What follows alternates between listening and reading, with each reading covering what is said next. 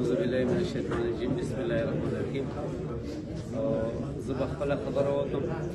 چونکې دوی ډېر ډیټیل سره خبرې وکړلې او مختلف پهلو باندې دوی روشنۍ واچوله. مو د دې تر تلل اچانک زه دا خبره کوم څنګه د دوی ارګنایزیشن نه مینه ظاهرېږي چې دا بحالي ویلفیر ارګنایزیشن ده.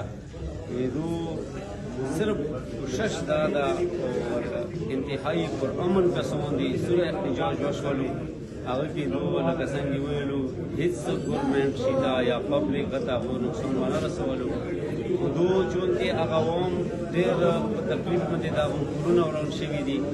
هغو ځایونه وران شوي دي، هغو ټول املاک شوي دي، هغو په بدیامه کې پراته دي، څه رشته دارو سره دي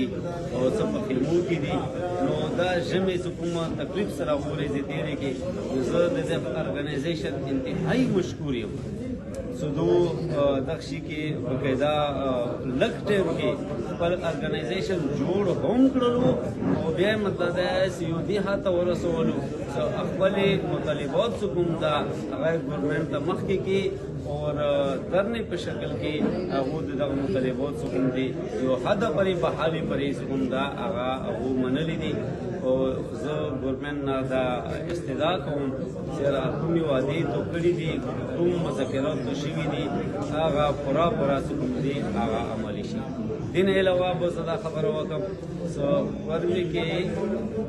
ډېر په امن دپاره پکار ده چې څنګه ګورنمنټ پالیسي ده چې ډي ویپنایزیشن ده او بهترې وړاندې شولې او ډي ویپنایزیشن دپاره تاسو ټولو ته پاته ده چې د سنټر کورم او د لور کورم دا سوام اپریشن ده چې کېږي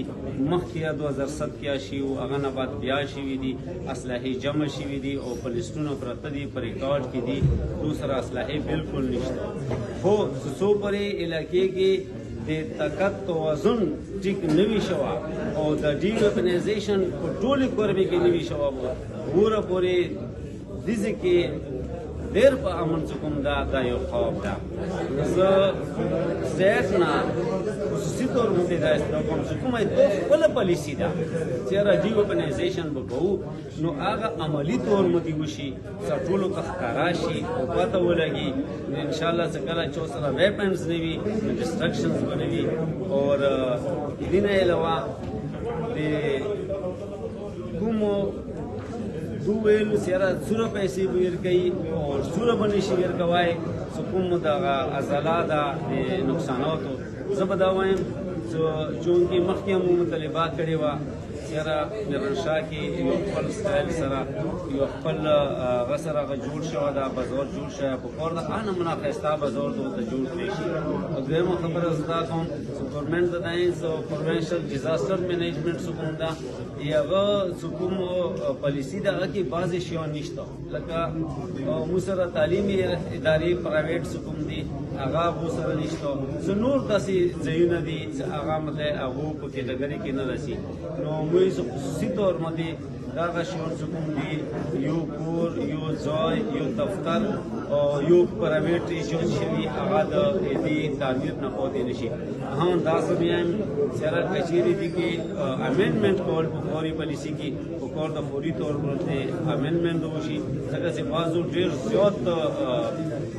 ګڼو کې میلیونز کې هغو شوي دي، خرچې شوي دي، هغو ته دا ویل کېږي سره مو پالیسۍ کې تاسو دا شی نشته. نو زه بیا عزت د